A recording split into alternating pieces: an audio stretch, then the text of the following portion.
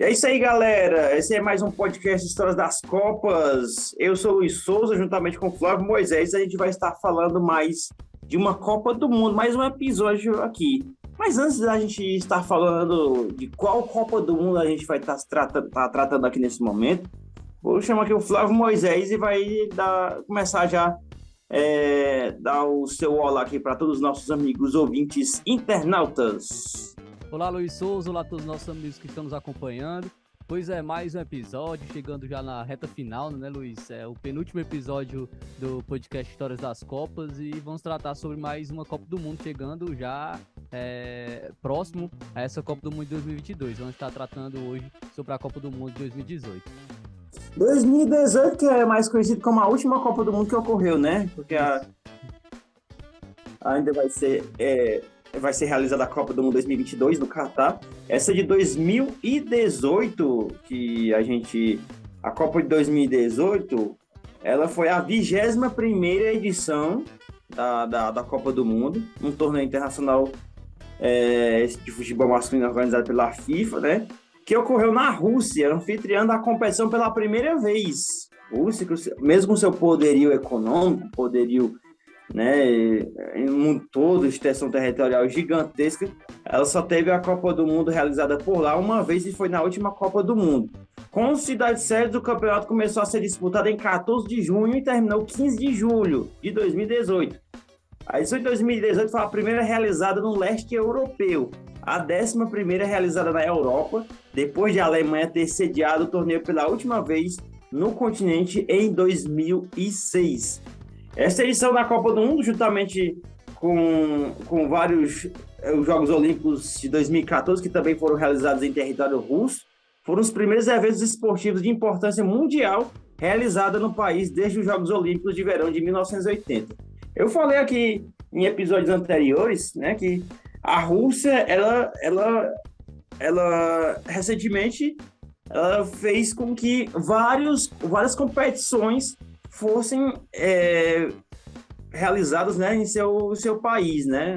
No caso, teve, conforme eu já citei aqui, os Jogos Olímpicos, né, de inverno, 2014, na Sochi, né? Que lembra um pouco aí, tava tendo as geleiras por lá, estavam derretendo por lá, tinha máquinas produzindo gelo para poder dar certo lá para suprir. Aí teve esse evento aí, teve o calendário da Fórmula 1 que começou a ser disputado lá, vários eventos esportivos de grandes proporções foram disputados no país da Rússia, que infelizmente do ano passado para cá, começou essa guerra com a Ucrânia aí, disputando o território da Ucrânia, por aí vai, e assim ficou praticamente isolado de todo mundo, a Rússia, né? Mas aí já é outra história, outro capítulo em relação à Rússia, né, Flávio? Luiz, você falava sobre, em episódios anteriores, até sobre a questão da Inglaterra, né? Que não foi sede outra vez da Copa do Mundo, apesar de ter um grande investimento no futebol, ter estádios do primeiro mundo. E a Inglaterra, ela se candidatou para sediar essa Copa do Mundo de 2018. As candidaturas, a Inglaterra se candidatou para ser sede da competição e também teve a candidatura conjunta da Bélgica e da Holanda e da Espanha e do Portugal. Porém, a FIFA escolheu a Rússia justamente por conta do aumento da importância da Primeira Liga da Rússia, por conta também dos investimentos financeiros do esporte, a ascensão da economia da Rússia. Então foi escolhido a Rússia para sediar a Copa do Mundo de 2018. Mas aí depois disso aí, né, já citei sobre a questão da guerra aqui, mas também teve não paralelo a isso, mas depois desses eventos, teve escândalo de várias, questão de doping lá na Rússia, várias pessoas lá, vários atletas foram denunciados e foram julgados, e a Rússia disputou até a última Olimpíada, daí seu nome russo, né, seu nome da Rússia, e por aí vai. É uma confusão medonha lá na Rússia. Mas tá aí, a Copa foi realizada por lá, a última Copa do Mundo, a Copa 2018. Mas vamos dar sequência aqui a essa Copa do Mundo. Ela entrou para a história, né? Mas antes, aí só falar ainda da Rússia, né? O governo russo pretendia entregar todas as obras para a Copa do Mundo um ano antes do torneio, né? O ex-presidente da FIFA, Joseph Blatter, afirmou que as organizações estavam mais avançadas em comparação com as obras do Brasil que sediou, mas também comparar com a do Brasil, né? Aquele negócio, aquele jeitinho brasileiro, né, com costume, muita coisa feita nas coxas, conforme o ditado que se diz aqui no Brasil, é complicado, né? Não tem nem como comparar. Mas essa Copa entrou para a história por ter sido a Copa do Mundo mais cara da história até então, viu? Mas calma aí, que tem a do Catar aí no meio que depois a gente, em outro episódio, a gente vai estar falando sobre ela, né? E aí, com um custo total de 14,2 bilhões de dólares, foi também a primeira edição de uma Copa do Mundo a fazer o uso do VAR, né? O VAR foi usado nessa Copa do Mundo, a primeira Copa do Mundo com o uso do VAR. A gente vai falar sobre polêmica do VAR, né? Daqui a pouco, justamente um jogo do Brasil. Teve uma polêmica que o VAR não foi chamado. A seleção brasileira foi a primeira, além do país sede, a Rússia, né, a se classificar para a Copa do Mundo, né? Aí o Brasil já estava classificado em março de 2017 para essa Copa, né? E foi nesta edição que Islândia e Panamá fizeram seu debutante, né? Foram debutantes nessa Copa do Mundo. As estrelas foi Islândia e Panamá. Islândia, que tinha aquela comemoração, né, dos torcedores tudo batendo palma, tudo em conjunto, coisa bem bacana. Algo que já tinha se iniciado na Euro 2016, né? E foi prosseguida aí a Copa de 2018, ficou bem conhecido mesmo aí. E o Panamá, que apareceu naquela Copa do Mundo, ela desbancou, né? Ela chegou na Copa, ela desbancou dos Estados Unidos, né? Naquela para classificação, as classificatórias da Copa, as eliminatórias, deixou os Estados Unidos de lado aí e estreou nessa Copa do Mundo também, né, Flávio? É isso aí. Também, além disso, né, Luiz, foi a quarta vez nas últimas 5 edições que a seleção que foi campeã no ano anterior foi eliminada na fase de grupos. Foi a Alemanha, né? No caso, a Alemanha não se classificou para a segunda fase da Copa do Mundo. A gente falava sobre isso já em edições anteriores e, novamente, isso ocorreu na Copa do Mundo de 2018. Até teve a vitória lá da Coreia do Sul frente à Alemanha. Os brasileiros até torceram contra a Alemanha e a Alemanha não conseguiu a classificação para a segunda fase da Copa do Mundo de 2018. É isso aí, a chamada maldição das campeãs, né? Que vem percorrendo as seleções aí nas últimas Copas do Mundo, né? Tomara que aconteça de novo, viu? Eu só fico pelo meio do caminho aí. Com a França aí, né? E assim, né? Teve a questão da Copa mas vamos citar aqui agora, né, Flávio, as sedes dessa Copa do Mundo foram várias. Eu não vou nem entrar em questão aqui do nome dos estados, que é um pouquinho diferente aqui do nosso vocabulário, né, mas são uns estados charmosos, bem, por isso não é à toa que foi a Copa mais cara até então, né, 14,2 bilhões de dólares investidos nessa Copa do Mundo. Mas só que havia uma dificuldade para essa Copa do Mundo. Eu até acompanhava muitos canais de YouTube que iam cobrir a Copa. Eles não tinham direito de transmitir os jogos, mas eles iam cobrir a Copa para ver como eram as preparações de tudo. Eu vi que tinha muita dificuldade por conta da extensão territorial. Reclamaram muito da Copa de 2014 porque, olha, um jogo aqui no Castelão, Fortaleza. Há um jogo lá na Amazônia. Eita, viagem medonha. Há um jogo lá pro Beira Rio, no Rio Grande do Sul, e por aí vai. E na Rússia, a Rússia é o país de maior extensão territorial do mundo.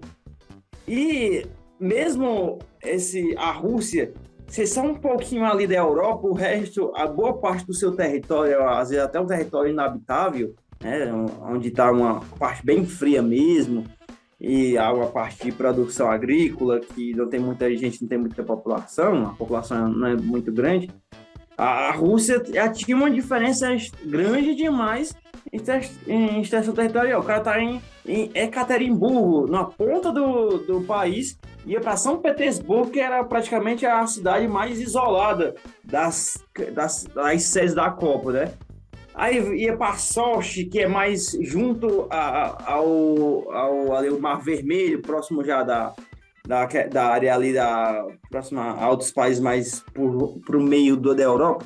É uma coisa bem, bem distante mesmo. Tínhamos que pegava avião, tinha uns trens longos que faziam as viagens por horas. E assim, muita gente reclamou da logística dessa Copa do Mundo, né? É isso aí, Luiz.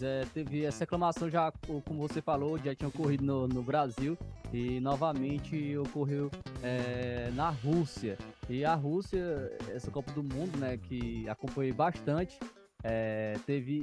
vamos entrar logo no assunto da seleção brasileira, Luiz, falar um pouquinho da seleção, pois a seleção brasileira, depois de 2014, depois daquela tragédia, né, que ocorreu 7-1 contra a Alemanha, o Brasil teve que fazer praticamente uma reformulação na seleção.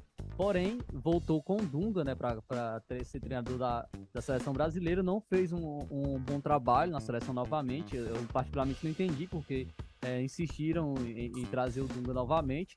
Mas, e o Brasil, até mesmo, falavam que essas eliminatórias para a Copa do Mundo de 2018 seria a mais difícil para a seleção brasileira. Porque tinha seleções fortes, tinha o Chile, que estava forte, a Colômbia, Equador, a Argentina. Então, falavam Uruguai, falavam bastante que o Brasil poderia ser a primeira vez que o Brasil não conseguiria uma classificação para a Copa do Mundo. E isso estava correndo. O Brasil não estava jogando bem nas eliminatórias, não estava fazendo uma boa campanha. Porém, chegou o Tite, né? O Tite chegou aí para a seleção brasileira em 2016. Ele não pegou esse ciclo completo, como eu falei, o Dunga estava treinando antes. E o Tite chegou, e já chegou empolgando. Chegou no primeiro jogo contra o Equador, com 2 gols do Gabriel Jesus, o Brasil vencendo, atuando bem, fez boas atuações. O Brasil se classificou de maneira antecipada, como você já falou, foi o segundo país a se classificar à Copa, além da Rússia, né, que era o país sede. Então, o Brasil conseguiu essa reformulação, conseguiu trazer uma esperança para essa Copa do Mundo de 2018 que não tinha quando acabou a Copa do Mundo de 2014. Foi um bom trabalho, um bom início com o Tite, porém a gente vai falar mais sobre isso também, sobre a Copa do Mundo de 2022, que o Tite ele não teve tempo de ter oscilações na equipe, foi só subidas, e isso pode-se dizer que na hora da adversidade pode ter atrapalhado um pouco o Tite dentro dessa Copa do Mundo, mas a atuação do Brasil, da seleção brasileira nas eliminatórias foi muito boa e empolgou bastante o torcedor brasileiro. É isso aí, Flávio. E os grupos, né, dessa Copa de 2018, apareceu um Egito pelo meio aí, que só foi passear mesmo na Copa, e no grupo A, que tinha Uruguai, Rússia e Arábia Saudita, né? Rússia é anfitriã, Uruguai aí, e mesmo assim a Rússia, a anfitriã, passou só em segundo do grupo, né? Ficou atrás aí do Uruguai. O Uruguai que estava até com a seleção bem razoável nessa Copa, né? A Celeste Olímpica, mas ela só teve mesmo um avanço aí nessa primeira fase em diante aí, que depois ela não foi muito longe não, né? O grupo B aí da Espanha com Portugal, Irã e Marrocos, ser a campeã daquela Copa, né? França, que não fez uma primeira fase boa, né? Diga assim, a gente pode ter que dizer isso, né? Ela venceu a Austrália, mas venceu suado o Peru e no final empatou com a Dinamarca, né? Naquela do grupo C, né? Da Copa de 2018. Teve a Croácia fazendo a alegria dos brasileiros, passando aquele caminhão por cima da Argentina, 3-0, quase ninguém mangou, né, dos brasileiros, naquele jogo, né? A Argentina quase não foi para a segunda fase, né, naquela Copa. Aí a gente tinha Nigéria, Islândia aí no grupo, aí por aí vai. Aí o Brasil, né? Brasil entrou no grupo E com Suíça, Sérvia e Costa.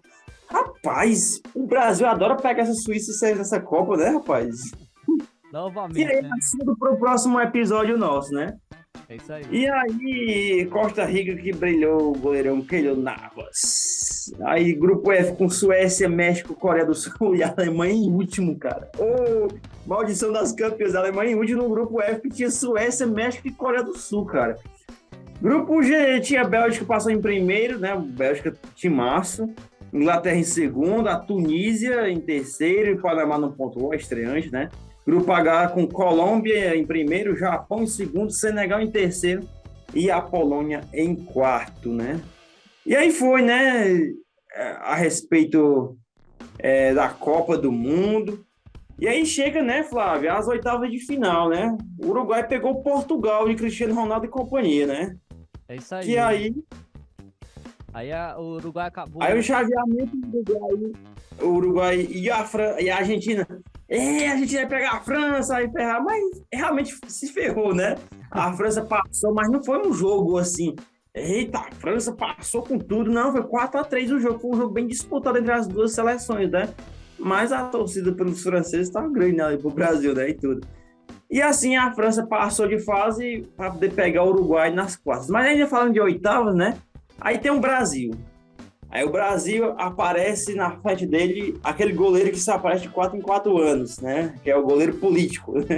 O goleiro Shoa do México, que ele deu. Ele já tinha aprontado contra o Brasil na Copa de 2014, mas ele quis aprontar nessa daí, mas não teve muito sucesso, não. É que o Brasil ganhou por 2-0. Tem aí alguma informação, alguma lembrança desse jogo aí do Brasil? Ou até, Flávio, vamos dar uma pausa aqui nas oitavas de final, vamos falar do Brasil na primeira fase, né, Flávio? Vamos logo, antes da primeira fase, vamos trazer a convocação da seleção brasileira para essa Copa do Mundo. Ah, beleza, tranquilo, porque eu pulei essa parte aí, pode dar sequência. Algumas contestações, né, que a gente pode fazer aqui em relação a essa convocação. Vamos trazer então a convocação. Os goleiros, quem foram convocados? Alisson, incontestável, o melhor goleiro do mundo na época, do Liverpool. Cássio, do Corinthians, também estava em uma boa fase. Pode-se dizer que também foi merecida essa convocação. Ederson, do Manchester City, também estava em uma excelente fase no Manchester City, também merecido a convocação para a Copa do Mundo. Podemos dizer que os três goleiros praticamente os mesmos esse ano, e também são incontestáveis a convocação dele, tanto em 2018 como agora em 2022, só mudando o Cássio com o Everton, né? Só muda, a mudança aí saiu o Cássio e o Everton do Palmeiras, né? Essa mudança aí praticamente, né? É isso aí. Os laterais, Felipe Luiz, do Atlético de Madrid, também estava substituindo muito bem quando ele entrava no lugar do Marcelo, ele atuava muito bem. Marcelo, do Real Madrid, que era o melhor lateral esquerdo do mundo. Danilo, da Juventus, e o Fagner, do Corinthians. Podemos dizer que a lateral direita realmente foi aí o ponto fraco do Brasil, com o Danilo e com o Fagner, porque o Daniel Alves acabou se lesionando, então não pôde ir para essa Copa do Mundo. O Daniel Alves, que naquele momento realmente estava tendo boas atuações e seria o lateral direito titular na seleção brasileira, porém se lesionou e o Danilo e o Fagner foram convocados para a seleção. Na zaga, claro, Thiago... eu falar aqui da zaga, que eu gosto da minha posição preferida é a zaga, né? Vamos lá, Thiago Silva, né? Thiago Silva, aí já vi um pouco contestado, né? O Thiago Silva da Copa anterior, porque tinha sido capitão, chorou, por aí mais, mas é uma pessoa comum, né? Como a gente, né? Veio, mas eu digo que ele ajudou muito o Thiago Silva, e ainda hoje, para 2018, ele é uma peça fundamental, viu? O Thiago Silva, mesmo com a sua idade um pouco já, né? Avançada, né? Miranda, que era para ter ido da Copa de 2014, não apareceu, mas apareceu nessa. Pedro Jeromel tava voando no Grêmio, né, cara, nessa Copa aí. Libertadores, né? Isso, já ia falar isso, com certeza. Marquinhos tava começando ali, né, aparecendo, e hoje Marquinhos é indispensável, Marquinhos, na zaga da seleção brasileira. Agora dá sequência aí no meio de campo, aí na meiuca aí, né? Meio de campo, o Casemiro, do Real Madrid, também contestável, volante. Renato Augusto estava jogando na China, aí já tinha uma certa contestação, porém ele foi importante para a seleção brasileira, conseguiu fazer boas atuações, e nós vamos falar daqui a pouco também sobre o Renato Augusto, principalmente no jogo em que o Brasil foi eliminado. Felipe Coutinho estava no Barcelona na época, ele acabou saindo do Liverpool. Né? Não estava tão bem, mas estava melhor do que está hoje, né? A seleção brasileira, principalmente, ele tinha sempre boas atuações. Então, no Barcelona ele não estava atuando tão bem, mas na seleção brasileira ele sempre correspondia. Então, foi merecida a convocação do Felipe Coutinho. O Paulinho estava jogando na China, também não estava aparecendo, né? Justamente por jogar em um país que o futebol não é tão evoluído, podemos dizer assim, mas na seleção brasileira o Paulinho também, ele sempre correspondia, sempre entrava muito bem, marcava seus gols, é um volante que sempre gosta de pisar na área e marcar os seus gols, então podemos dizer que não foi também contestada essa convocação do Paulinho.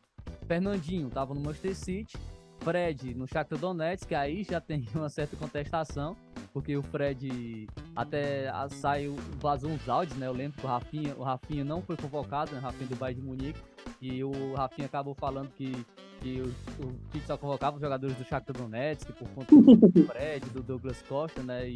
Então acabou ficando aí na bronca com o Tite.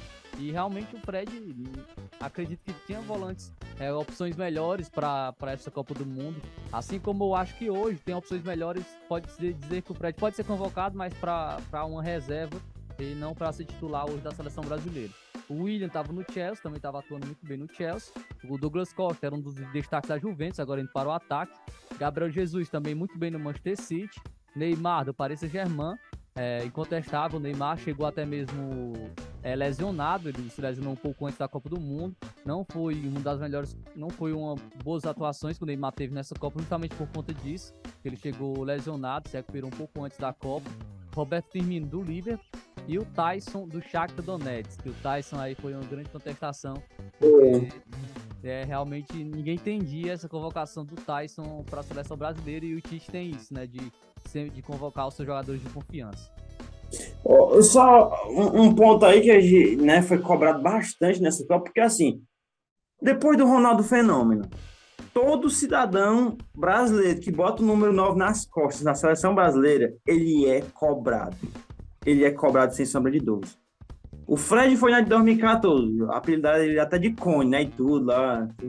2018, o Tite colocou uma estratégia para ele em campo, ele ficar mais defensivo do que ele ajudando mais a levar a bola, do que ele tá dentro da área para fazer o gol. E assim, o Gabriel Jesus saiu da Copa sem nenhum gol, né, naquela Copa de 2018. E a crítica em cima dele foi das mais absurdas que teve, né? E achei um pouco injusto por parte de muita gente que cobrou a atitude dessa. Porque o Gabriel Jesus, quem tá lá de jogador é para seguir a ordem do seu líder, que é o líder, treinador. Ele estava seguindo essa ordem porque o Tite achava que era a melhor função que ele deveria fazer naquele momento. Aquela onda também de servir o Neymar e tudo, né? Mas só que foi mudando ao decorrer do tempo. E o Gabriel Jesus, né? Eu também vou ser criticado aqui, mas eu acho ele hoje, no momento, ele está jogando aqui pelo Arsenal mesmo, aqui lá no Tom. Eu acho uma peça fundamental para a Copa, né? Tem aquela questão toda de disputa com o Pedro atualmente, mas é outra situação, porque o Pedro joga no... Acho que cabe convocação para ele, para o Gabriel Jesus, até mesmo... É situação diferente, mas é algo que a gente vai conversar no próximo episódio, né? Não quero adiantar mais não, né? Mas não é uma posição, o Gabriel Jesus não é aquele centroavante fixo, né? Aquele que pivô, então ele pode jogar por uma beirada de campo, então ele pode, cabe ele ser convocado pra hoje, mas não... em relação à titularidade, não é contestável, né, em relação ao Gabriel Jesus. E o Brasil, conforme eu já falei, né, o brasileiro quer que o rapaz que tem a camisa 9 nas costas, ele seja aquele cara que segura a bola lá na frente e manda pro gol. Pronto, é isso que eles querem, né? Que entendo perfeitamente aí a cobrança por parte dos brasileiros. E assim, né, o Brasil foi com o Tite como treinador, o Silvinho como auxiliar, Silvinho que depois, né, virou treinador do Corinthians, uma confusão, mas também. É do Gaspar que era coordenador técnico, que hoje está trabalhando no Arsenal, teve o Fábio, preparador, o Tafarel, preparador de goleiros, né, eu acho que muita gente cobrava também do Tafarel, eu vi muita cobrança nessa Copa 2018 em cima do Tafarel, para ele treinar bem os goleiros. Só que eram goleiros tops que tínhamos na época, né? O Cássio que vinha já, né? No sequência boa do Corinthians. Aí tem o Alisson e o Ederson. Bom, acredito que naquela Copa o Alisson e o Ederson eles estavam melhor do que estão hoje, para ser sincero, né? Hoje em 2022. Mas é assim mesmo, né? A gente vai ver aí no decorrer da Copa do Mundo. Pode dar sequência aí, viu, Fábio? Pois é, na primeira fase o Brasil enfrentou a Suíça, empatou em 1-1. Enfrentou a Costa Rica, venceu por 2-0, e no terceiro jogo o Brasil venceu a Sérvia por 2-0. Com isso, o Brasil foi à segunda fase, enfrentou o México, como você destacou aí o jogo com o México, o Ochoa, né, sempre se destaca, o goleirão do México, e o Brasil conseguiu a vitória por 2-0 e foi para as quartas de final enfrentar a Bélgica. Aí está o carrasco do Brasil, que foram os belgas, onde o Brasil sentiu muita falta do Casemiro, que havia sido suspenso, ficou de fora desse jogo, e entrou o Fernandinho. O Fernandinho foi o vilão da vez, né, podemos colocar assim.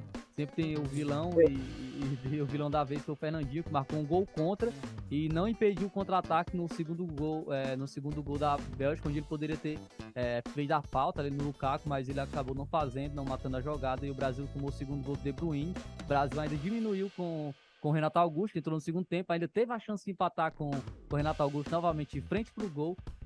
Rabert ali, só ele e o Courtois mandou a chapada para fora, e o Courtois fez uma grande atuação, também foi excepcional. Teve um pênalti não marcado no Gabriel Jesus, do Company, onde o VAR nem mesmo chamou. Até saiu que o Gabriel Jesus falou com o árbitro ele confirmou que foi pênalti depois disso. Então o Brasil poderia ter vencido, né, a Bélgica, tinha chance para isso, e era uma Copa do Mundo até mesmo acessível para o Brasil ser campeão e conquistar o Hexa. E a Bélgica, para poder pegar o Brasil, ela venceu o Japão, mas não foi um jogo bem favorável à Bélgica, não. Passou assim um sufocozinho diante do Japão, né? Por 3-2, né? Mas passou de fase. Tá perdendo 2-0, virou para 3-2. Isso. Eu vou falar agora do outro lado do esquema aqui, né? Que eu falo dos outros seleções. A Espanha perdeu nos pênaltis para a Rússia, aí foi uma zebra, viu? Perdeu nos pênaltis para a Rússia. A Rússia foi para as quartas, né? E pegou a Croácia, que passou nos pênaltis diante da Dinamarca. Dinamarca que estava com a seleção boa. Ainda hoje também, né? Tá boa essa seleção da Dinamarca, né?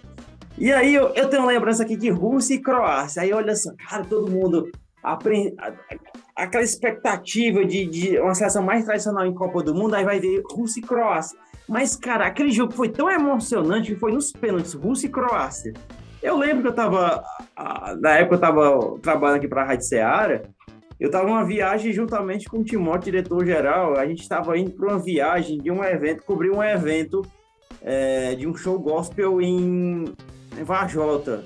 Eu lembro que no meio do caminho a gente ia ligando o rádio, a gente sintonizando as rádios também no carro, e a gente ia passando em frente os locais que estavam passando o jogo. Eu estava vendo, eita, a Rússia perdeu o pênalti, a Croácia perdeu. Aí, a cada ponto que a gente via, assim, que estava tendo um jogo depois, que eu não me lembro, que a gente ia passando, eu via alguém perdendo o pênalti ou acertando.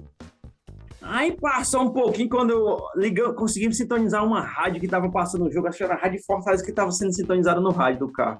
Aí saiu, aí a Croácia passou para a próxima fase nessa Copa do Mundo. Ainda falando sobre isso, a Suécia venceu a Suíça, né? Passou para as quartas. A Colômbia ficou pelo caminho para a Inglaterra, né? E nos pênaltis, teve muitos pênaltis nessas oitavas, né, Fábio? E a Suécia enfrentou a Inglaterra, mas a Inglaterra passou pela Suécia por 2-0, passou fácil. E foi pegar a Croácia.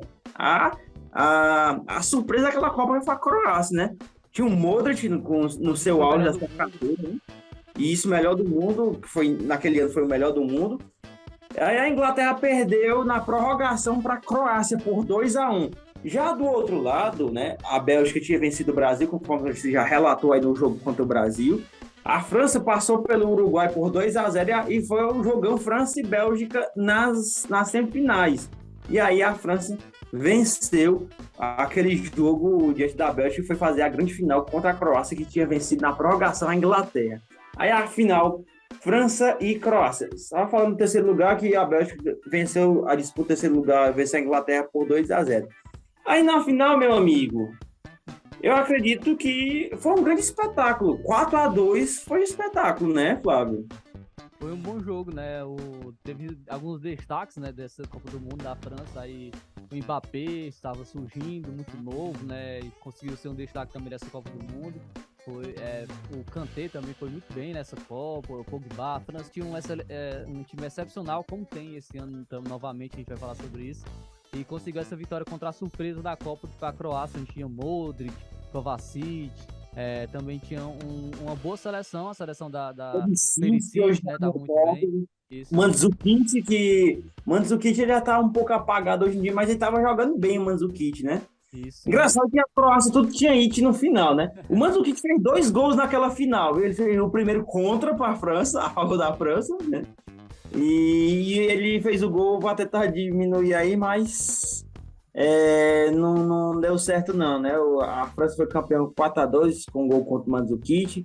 Aí a Croácia empatou com o Perisic.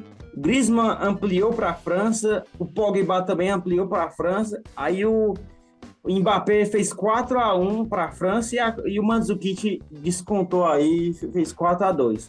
O árbitro foi o argentino Néstor Pitana, né? Néstor Pitana foi o árbitro daquela partida. E assim, a final foi por 4-2. 4-2, a França em cima da Croácia, né, Flávio? A França aí foi campeão, né? Conseguiu mais um título dessa Copa do Mundo. E o Didier Deschamps, a exemplo do Beckenbauer pela Alemanha e do Zagallo pelo Brasil, foi campeão como treinador e como jogador. Em 98 ele jogava pela França e estava treinando a seleção da França em 2018. Então é mais um aí que conseguiu esse feito. E a França conquistou mais um título de Copa do Mundo. Quem ganhou a bola de ouro, né? Os prêmios individuais, o melhor jogador naquela Copa foi o Modric. O artilheiro foi o Harry Kane, da Inglaterra. O melhor goleiro foi o Courtois, da Bélgica, né? Mesmo ter chegado na final, mas ele acaba pegou muito. Rapaz, o jogo contra o Brasil, aquele o cidadão esticou. O cidadão já tem 2 metros de altura. Aí o cara se esticou para tirar tanta bola ali do Brasil, cara, que eu vou te contar, né?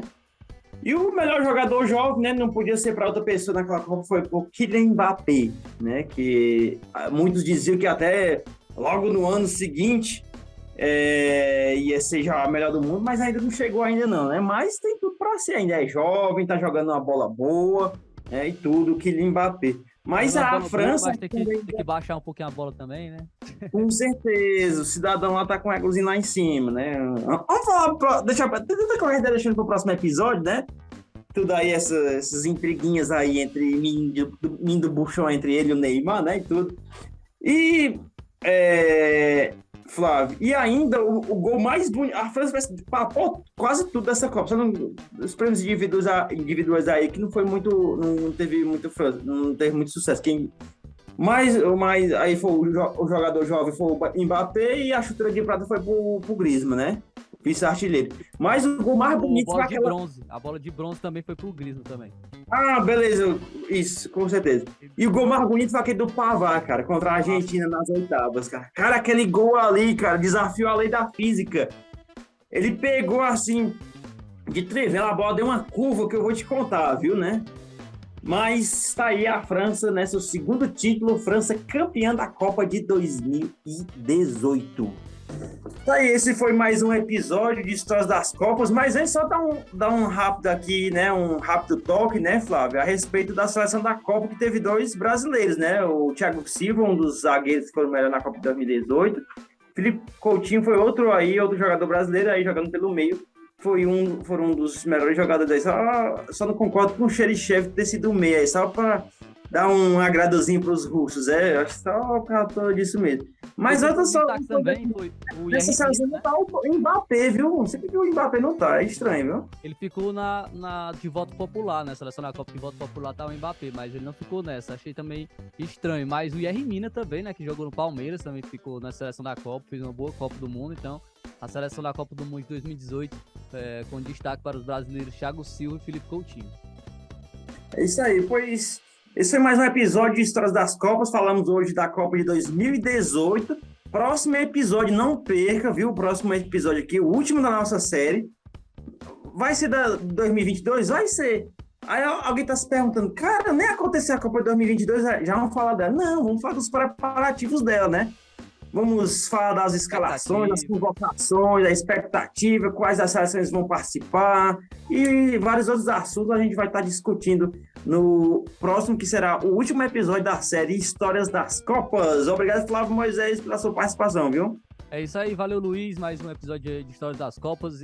Os nossos amigos que estão nos acompanhando pode também assistir os episódios anteriores, né, que estão disponíveis no YouTube da Rádio Ceará. A gente está tratando desde a primeira Copa do Mundo. Se você tem curiosidade em relação às Copas antigas, até os dias de hoje, você pode estar pesquisando no YouTube da Rádio Ceará. Você vai estar encontrando, tem lá a playlist do podcast Histórias das Copas, que você vai saber todas as informações de todas as edições da Copa do Mundo. Até mais, valeu, gente. Muito obrigado aos nossos amigos ouvintes internados também, viu? Até mais, valeu. Valeu.